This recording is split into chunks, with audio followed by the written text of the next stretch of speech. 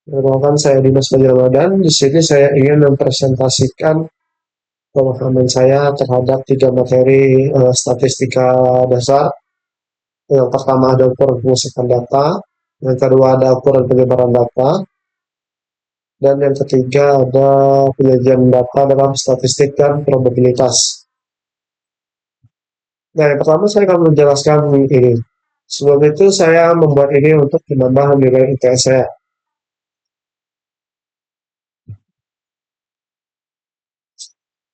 Nah, apa itu ukuran pengusahaan data? Jadi ukuran pemusatan data adalah suatu nilai yang mewakili sekumpulan data dengan cara menunjukkan nilai khas dari data tersebut. Nah, jadi ada satu data sebagai pemimpin atau yang mewakili data yang ada.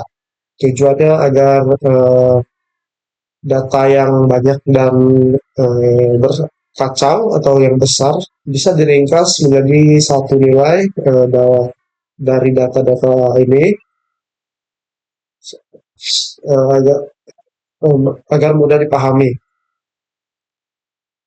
Nah, ada tiga jenis ukuran pemusatan data. Yang pertama adalah mean, yaitu rata-rata. Yang kedua adalah median, nilai tengah. Dan modus itu adalah nilai yang paling sering muncul. Nah, kenapa kita harus belajar ini? Ya, yang pertama kita bisa menyederhanakan data. Jadi data yang besar dan acak bisa diringkas dan mudah dipahami secara general ya. Yang kedua bisa mengambil keputusan, misalnya untuk menentukan target, standar, atau evaluasi. Misal ada suatu data yang berisi kerja data kerja karyawan. Jadi jika ada beberapa karyawan yang target kerjanya tidak memenuhi standar, itu bisa diambil keputusan agar karyawan-karyawan ini bisa dievaluasi lebih lanjut. Oke, jadi itu mengetahui kecenderungan umum, bukan hanya angka ekstrem, tapi gambaran dari data. Ini bisa dipakai di berbagai bidang seperti pendidikan, bisnis, kesehatan, ekonomi, bahkan sosial media. Nah, contoh dalam dunia data itu ada pendidikan, bisnis, kesehatan, teknologi, dan sosial media. Sudah saya akan memberikan contoh saja di pendidikan. Guru menghitung rata-rata nilai ujian untuk tahap melakukan kelas. Nah, jadi di suatu kelas, guru itu menghitung rata-rata nilai ujian para muridnya. Misal jika ada nilai muridnya yang lebih rendah atau tinggi, itu gurunya bisa tahu dan bisa dievaluasi lebih lanjut agar guru tahu kenapa nilainya bisa sangat rendah, apakah mereka tidak belajar atau apa, atau kenapa nilainya terlalu tinggi padahal sebelum-sebelumnya dia nilainya sangat rendah. Mungkin ini bisa menjadi indikator maka ini kontak atau benar-benar belajar. Nah, ini ada rumus mean atau rata-rata pada data tunggal. Rumusnya itu sigma bar. Kalau disingkat jadi sigma xi bar, sigma xi per n. Xi itu adalah nilai x1 atau datanya ditambah x2 dan seterusnya. Dibagi dengan n. Bagi jumlah seluruh data. Ini contohnya seperti ini ada nilai, nah ini ada frekuensi. Jadi ada suatu nilai 4, 5, 6, 7, 8. Nah, nilai 4 itu muncul 3 kali. Itu adalah frekuensi ya. Jadi frekuensi inilah banyak data yang paling sering muncul. Ini rumusnya sama ya.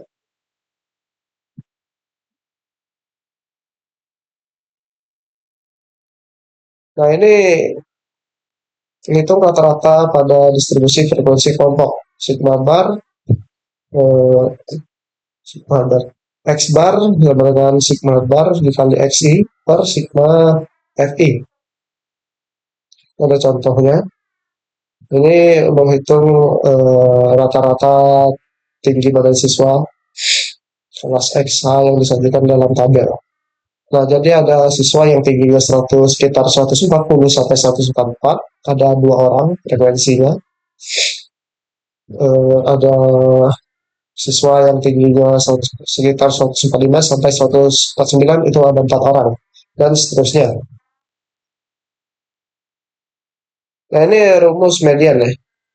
Jadi rumus untuk data ganjil itu data ke setengah atau 1/2 dikali n tambah 1. Kalau datanya genap, itu setengah. Data ke setengah n ditambah data ke setengah n tambah 1. Nah, ini rumus median nilai median pada data kelompok. Rumusnya TB, TB itu tepi bawah kelas median, ditambah setengah sigma F dikurang KI per F dikali P. Nah, sigma F itu total frekuensi, dikurang dengan FKI itu frekuensi relatif sebelum kelas median. Dibagi F, F itu frekuensi kelas median. Nah, dikali dengan panjang kelas. Nah, jadi total frekuensi itu adalah frekuensi ini, frekuensi kelas median ditambah keseluruhannya. Sedangkan tepi bawah kelas median itu adalah nilai ini dikurang 0,5, yang 45 ini ya. Jadi 4,5. Sedangkan frekuensi relatif sebelum kelas median itu atau FKI ini adalah ini ditambahkan frekuensi ini ditambahkan. Jadi yang bisa ditambah sini FKI 4 ditambah 8. Jadi di sininya 4 dulu ditambah dengan 8 di sini 12. Nah, dan seterusnya 12 tambah 15. Nah, untuk panjang kelas ini adalah nilai selisih, bukan selisih ya, seperti ini. 45 ke 49 itu kalau kita kurang anggapannya, itu kan selisihnya sekitar 4 ya. 4. Namun tidak dihitung seperti itu. Yaitu dihitung dari 45, 46, 7, 8, 49. Jadi selisihnya 5. Atau biar lebih mudah ditambah 1 saja.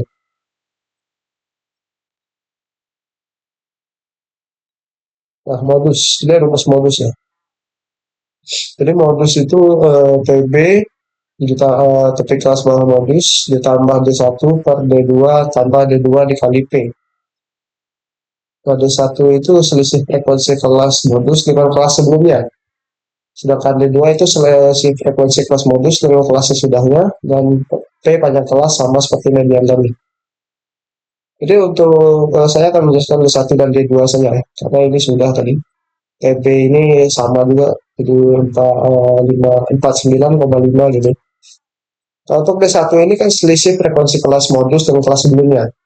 Jadi kan ini nilai 14 ini dikurang dengan frekuensi kelas modus dengan kelas sebelumnya. Jadi 14 dikurang 12 itu 2. Jadi D1-nya itu 2. D2-nya itu 14 dikurang 7. Jadi 7. Jadi 2 ditambah 7. Nah, mungkin itu saja penjelasan saya untuk ukuran pemusatan data. Selanjutnya saya akan menjelaskan tentang ukuran pemusatan data. Ukuran penyebaran data. Nah, apa itu ukuran penyebaran data? Ukuran penyebaran data itu adalah suatu nilai statistik yang digunakan untuk mengukur seberapa jauh data tersebar atau bervariasi dari nilai pusatnya, seperti mean, median, atau modus. Nah, kalau semua data itu hampir sama, penyebarannya itu kecil. Kalau datanya berbeda-beda jauh sekali, itu penyebarannya sangat besar. Kalau ukuran pemusatan data itu memberi gambaran umum dengan satu angka. Nah, kalau ukuran penyebaran data itu memberitahu kita apakah data itu seragam atau bervariasi. Nah, jadi ukuran pemusatan data dan ukuran penyebaran data itu berbeda ya.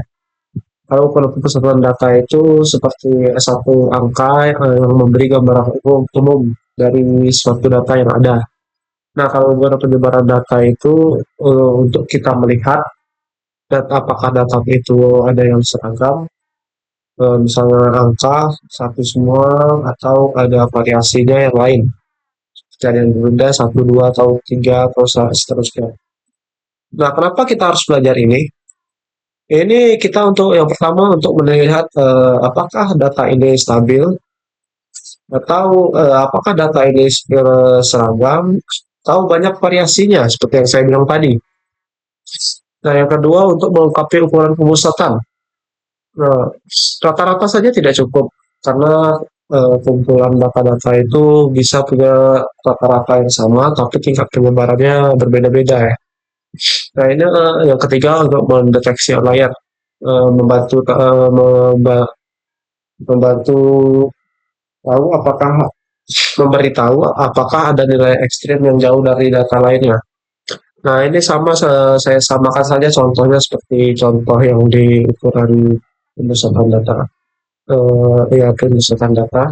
Seperti ada suatu judul data nilai ujian rata-rata siswa. Apakah ada siswa yang nilainya terlalu rendah atau ada yang nilainya terlalu tinggi. Nah, ini juga bisa dipakai di berbagai bidang seperti ekonomi, kesehatan, pendidikan, dan lain-lain. Nah, ini contohnya dalam dunia nyata. Dua kelas rata punya rata-rata nilai ujian yang sama, misalnya 75. Tapi kalau di kelas A simpulkan bakunya kecil, misalnya jaraknya kecil, 170 sampai ke 80, berarti itu merata. Jadi di kelas itu nilai mereka tidak ada yang jauh berbeda, mirip-mirip angkanya dari 70 sampai sekitar 80. Nah, tapi ada di kelas B simpangan bakunya besar atau jaraknya sangat besar ya. Berarti perbedaan kemampuan antar siswa itu tinggi. Jadi ada yang anak yang nilainya terlalu rendah seperti 40 atau bahkan 0 itu bisa dilacak. Kenapa nilainya terlalu rendah? Nah, itu di bisnis dan ekonomi perusahaan membandingkan penjualan produk rata-rata omset kedua cabang dari perusahaan ini sama-sama 100 juta. Tapi cabang yang pertama itu stabil, situ sekitar 95 sampai 102. Nah, tapi cabang kedua itu tidak stabil, rentang 50 sampai 150 juta. Nah, ini membantu manajemen itu untuk menentukan strategi. Bisa saja mungkin ada faktor-faktor variabel yang menyebabkan rentangnya jauh berbeda. Misal kemungkinan ada korupsi atau memang tempatnya kurang menarik dan seterusnya. Nah, ada juga contoh lainnya. Nah, ukuran penyebaran data yang paling umum itu ada jangkauan atau range. Ya, yang kedua ada simpangan rata-rata, yang ketiga simpangan baku, dan keempat varians. Nah, di sini jangkauan atau range. Jangkauan atau range itu adalah ukuran penyebaran data yang menunjukkan selisih antara nilai terbesar dan nilai terkecil. Nah, jadi kalau ada data yang selisihnya besar atau terlalu selisihnya terlalu besar atau kecil, bisa memakai rumus ini ya. Rumusnya itu R sama dengan X max dikurang X min. Jadi R itu adalah jangkauan atau range-nya, sedangkan kalau X max itu data terbesar dan X min adalah data terkecil. Misal ada data terbesarnya itu 100 dan data terkecilnya itu 50. Nah, tinggal dikurang itulah hasil dari range. Yang kedua ada simpangan rata-rata atau mean deviation. Nah, simpangan rata-rata atau mean deviation adalah ukuran penyebaran data yang menunjukkan rata-rata dari selisih mutlak antara setiap data dengan nilai rata-ratanya. Simpangan rata-rata memberitahu seberapa jauh secara rata-rata tiap data menyimpang dari rata-ratanya. Nah, jadi di sini kita untuk melihat seberapa jauh data yang menyimpang dari rata-rata yang ada, bisa menggunakan rumus ini. Itu simpangan rata-rata sama dengan sigma mutlak xi dikurang x bar dibagi n. Nah, xi itu data ke i. Sini terlihat tabelnya. X bar itu adalah mean atau rata-rata, sedangkan n itu adalah banyak unitnya data. Seperti yang sudah saya jelaskan di materi pertama yang sudah saya bilang. Nah, xi dikurang x bar ini adalah selisih mutlak data KI dengan mean. Ini juga misalnya kalau nilainya minus atau apa, ini mutlak jadi tetap positif ya. Nah, selanjutnya itu adalah simpangan baku atau standar deviation. Simpangan baku atau standard deviation adalah ukuran penyebar data yang menunjukkan seberapa jauh data-data menyebar dari nilai rata-rata. Kalau simpangan bakunya kecil, data cenderung rapat ke sekitar rata-rata. Ini sama seperti penjelasan di awal ya. Kalau simpangan bakunya besar, data lebih bervariasi dan jauh dari rata-rata. Ini ada dua rumus untuk data tunggal dan data berkelompok.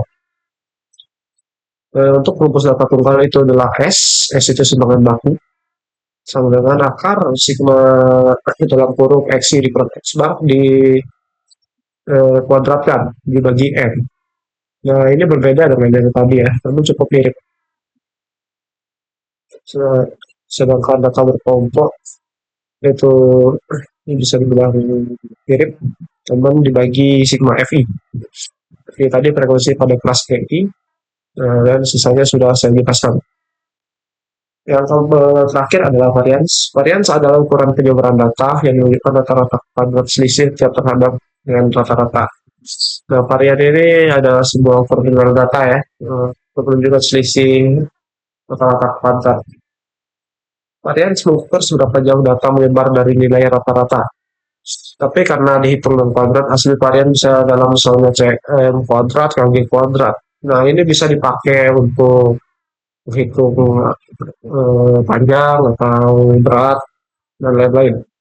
Simpangan baku adalah akar dari varian. Mungkin itu saja penjelasan dari saya. Mungkin maaf tadi facecam saya masih ngebug, sekarang sudah tidak. Nah, selanjutnya saya akan memahami presentasikan pemahaman saya di materi ketiga, yaitu pengajian data dalam statistik dan probabilitas. Nah, intinya kita bakal belajar cara memahami data dan gimana cara ngajinya agar mudah dibaca, seperti lewat tabel, grafik, atau diagram. Nah, dasar-dasar mengenai data dan variabel. Variabel itu seperti hal yang diukur dari suatu objek. Contohnya jenis kelamin, umur, suku, atau nama antrian. Nilainya bisa berbeda-beda, eh, maka makanya disebut variabel. Nah, variabel numerik atau kuantitatif. Ini variabel yang bisa diukur dengan angka. Contohnya seperti berat badan, kecepatan, atau suhu.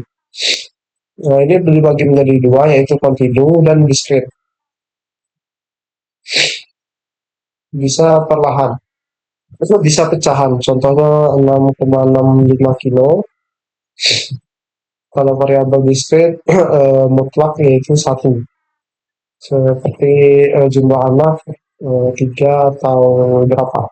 Terserah. Nah, variabel kategori atau kualitatif. Variabel ini bentuknya label atau nama, bukan angka. Ini dibagi menjadi dua juga, yaitu kategorinya ada variabel kategori biasa,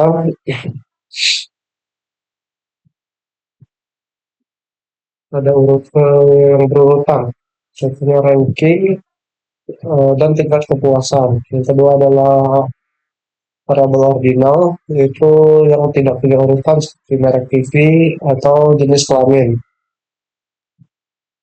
Nah, selanjutnya data. Data kuantitatif berarti data angka. Ada tiga jenis data utama, yaitu kontinu, diskrit, berdasarkan skalanya itu interval dan rasio. Kontinu itu dari hasil pengukuran, sedangkan diskrit itu hasil dari hitungan. Kalau berdasarkan skala itu interval jaraknya sama tapi nggak punya nol mutlak, contohnya suhu, derajat. Kalau rasio itu punya nol mutlak, contohnya berat dan panjang. Nah, selanjutnya metode penyajian data. Distribusi frekuensi. Cara memberi kalian data itu agar mudah dipahami biasanya dipakai distribusi frekuensi kualitatif untuk data kategori. Data disusun dalam kategori tertentu agar kelihatan seberapa sering tiap kategori muncul. Nah, contoh distribusi frekuensi relatif. Contoh tabel atau grafik yang menunjukkan perbandingan jumlah tiap kategori terhadap total data, misalnya presentasi, responden per kategori. Ini ada tidak tamat SD, frekuensinya dan 697 orang, SD, frekuensinya 1252 orang, SMP 889 orang, dan seterusnya. Itu tingkat pendidikan ya. Selanjutnya ada metode pembagian data, distribusi frekuensi. Distribusi frekuensi menarik. Kalau datanya angka, pakai distribusi frekuensi kuantitatif, di mana kelas-kelasnya datanya dibagi berdasarkan rentang nilai, misalnya tinggi badan dan berat badan. Ini contohnya interval kelas 190, 194, 199 di atas kelasnya itu ada 119,5 sampai 124,5. Nah, titik tengah kelasnya ada di 192 dan frekuensinya ada 2. Mungkin itu saja penjelasan dari saya. Terima kasih.